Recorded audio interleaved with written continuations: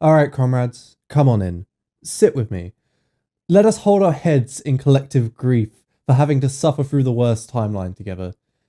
Bernie has had the nomination stolen from him for a second time now. Corbyn was destroyed by the British media outlets not too long before, and Boris Johnson survived COVID-19. I can't think for a worse scenario for 2020 so far. Now that our goals lie in ruin, the question arises once again, what is to be done? In particular, does the left have to vote for Joe Biden?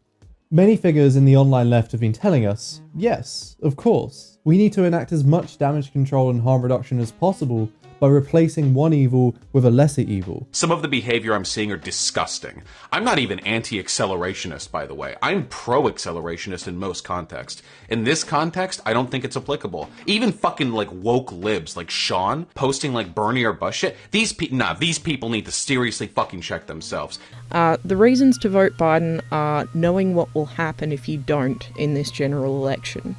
This is about stopping the tyranny of what the Trump government could do if given even more power. This sentiment is shared by many on the online left and left-adjacent spaces too, with opposition to the idea being met with some pretty strong backlash.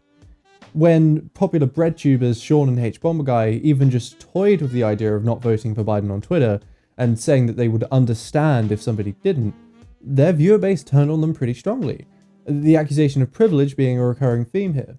It seems then that large portions of breadtube, as it were, might be considered the type vote blue no matter who.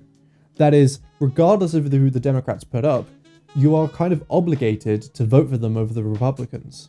As such, I thought it might make sense to try and provide some contrast to this discussion, lay out the other side of the argument, and contextualize our situation within the wider leftist movement, rather than focusing in on individual action. So, once again, I invite you to sit down, grab a drink, perhaps just to deal with reality more than anything else right now, because it is time again to save the left. The question of whether or not leftists should engage in parliamentary politics has been going on for literally over 100 years now, so naturally, there's quite a lot of baggage around the topic. Generally, things are either framed as you don't care about the oppressed minorities if you don't vote, or you're not a real leftist if you do. We're going to be doing our best to forget all of this today by opening up with this one main point. I don't actually care if you do or don't vote for Joe Biden. I don't care if you vote for Biden, don't vote at all, or, well, I might raise an eyebrow if you vote for Trump. But the point is that this whole debate has been framed incorrectly from the start. Everybody has their own personal reasons for how they engage in electoralism, which, personally, I don't think is that worth trying to challenge on an individual level. Some people just feel like they want to do all they can to get in whoever they think might be least likely to continue things like the expansion of ICE or immigration detention centers, while others can have a whole host of personal reasons as to why they feel they could never vote for somebody like Joe Biden. One example I've been seeing on Twitter a lot is the perspective of rape survivors who feel they could never vote for somebody who almost certainly is a rapist. And yeah, I think it's fair enough that none of us try and challenge them on that one. Even beyond that, you need to remember we're dealing with war criminals, mass murderers, genuinely evil people, so you can understand where a lot of this pause comes from. I'm not going to call anybody less of a leftist for voting, and I would hope people on the other side wouldn't condemn anybody for having some personal relation to the evils of these candidates that makes them not want to vote. Further from this, people's individual votes don't actually matter. I know this is like a cardinal sin we've been conditioned our whole lives never to utter, but really, we know they don't matter. And so we shouldn't judge people for what they personally decide to do with their vote, as long as they don't vote for Trump. What we should do though, is work on the organizational level to enact the changes that we want to see. That's what actually makes a difference as opposed to just individual votes. Convincing thousands of people on the general level rather than just dozens on the individual. So for the rest of this video, I won't be telling you what to do or not to do with your vote. Instead, I'll be talking about the position that the left should take as a movement in regards to electoralism. Because in my view, the whole conversation becomes a lot more interesting and worthwhile when we look at it in this way. The driving force behind most of these arguments tend to revolve around the idea of harm reduction. So let's start with what that is. Harm reduction is just the position that a lot of leftists suggest we take in order to, well, reduce harm by voting out centre-right candidates with centre-left candidates even if those candidates don't align with our positions in any way as leftists. Generally, this debate consists around whether or not voting for the quote-unquote lesser evil actually makes any difference, and if we should encourage people to vote for them, or if we should reject the system entirely and object to participation on its grounds. That being said, this isn't always the case, as by all definitions, assuming you're actually a communist, Bernie Sanders is still just harm reduction. But most leftists would happily agree that voting for him would make a difference. I mean, universal healthcare would be massive for so many people, and the more time we can buy on the climate doomsday clock, the better in my view. There are of course those who will reject even voting for Bernie. Sometimes this is just out of some LARPing puritanism. Other times it does come from a genuine place that believing that these half measures placating people could never lead to any actual lasting change, but these are certainly a minority within the left. So maybe then the debate for the rest of us to have is there a limit to the amount of harm reduction that we need to vote for somebody? Or if Biden did get into office, would he actually be any different from Trump at all? I think there's room for debate there, but if you were to force a yes or no out of me, I'd say yeah, probably. But the thing is, I don't actually care. Because here's the thing with the harm reduction fixation that really gets me. None of it actually has anything to do with leftism whatsoever. Because when we do harm reduction and nothing else, functionally we're no different from liberals who are enthusiastically voting for those candidates.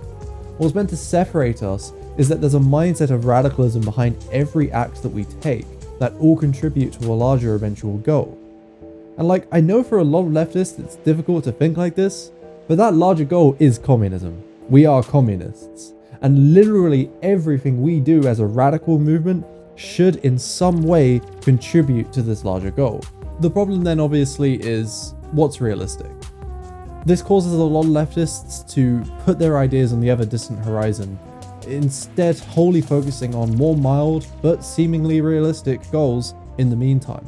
The problem with casting aside any semblance of radicalism though is that when this radicalism does become realistic, you're not prepared for it.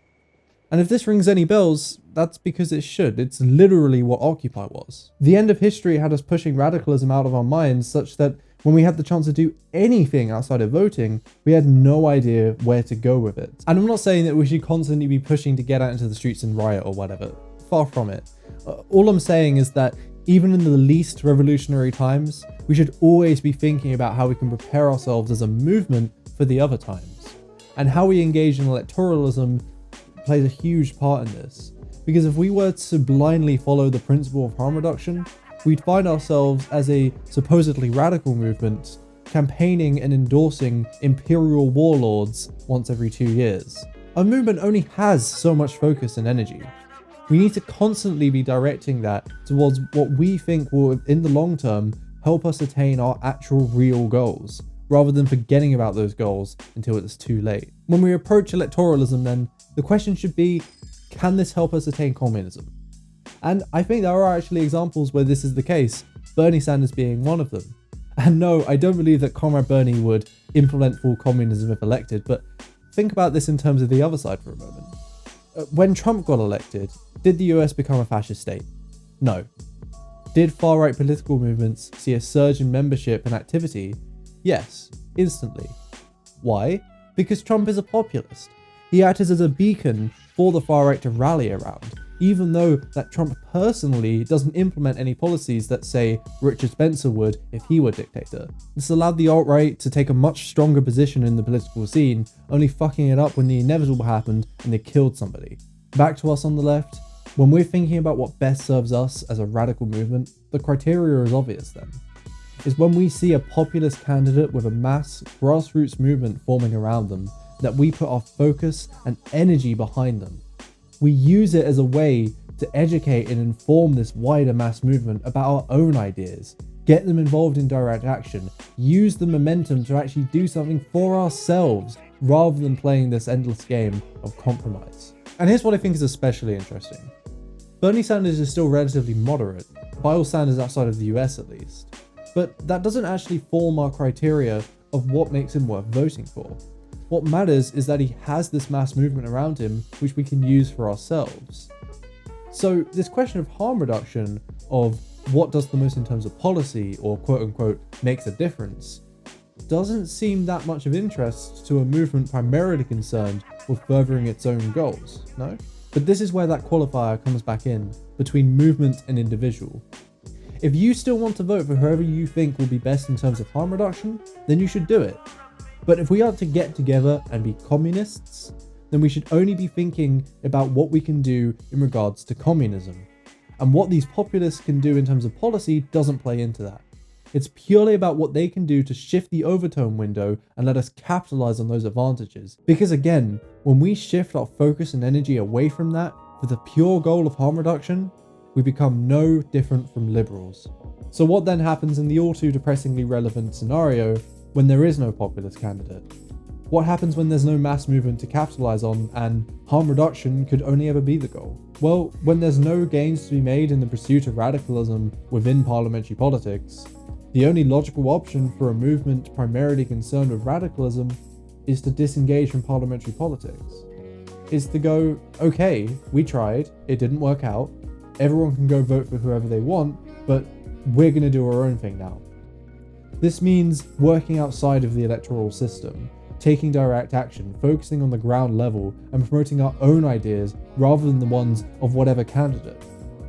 The key is that we're not tied to any one political party, so that when they fail, we're not left waiting for the next election cycle. And there may be many of you right now thinking, what else can we do? And to that I'd simply say, look around. We're in the midst of an unprecedented pandemic, with another Great Depression around the corner. If now isn't the time for direct action, mutual aid coupled with spreading and educating our own uncompromised ideas, then when is? You see, this is the primary problem with harm reduction voting. It castrates us of our own imagination of what's possible and what we can be doing. Vote for whoever you like in your own time, but when we're talking about what we should be doing as the left, I do not want to even hear a debate about this. In my ideal world, I wouldn't even have to make this video right now. The second Bernie dropped out, or the second Corbyn got replaced by Stamina, it shouldn't have even been a conversation. So what is it that we should do when there's no political candidate running that we can make use of? Direct action is definitely the most obvious route, and like I've said, there hasn't been as much need for it as there is now in years. Join mutual aid groups to help people in self-isolation and find other lefties in them. Form networks, take the opportunities to convince anyone you can of radical politics. Help people forming rent strikes for people who are being unemployed, and get involved in any industrial action you can. Already this is doing infinitely more than your votes ever could. But this is where my inner armchair leftcom does have to come out a bit here, because if we are talking about what we can do for a wider movement concerned with attaining communism, then simple direct action has its caveats too. These are great things to be doing, helping people and building up groups of leftists, but even here we have to go further. Is getting higher wages or a rent holiday going to bring down capitalism? Is going to a protest and demanding from the ruling class nicely going to change anything? More than voting, but still, if we're thinking about long-term goals here, then no, they're not. At least, not by themselves.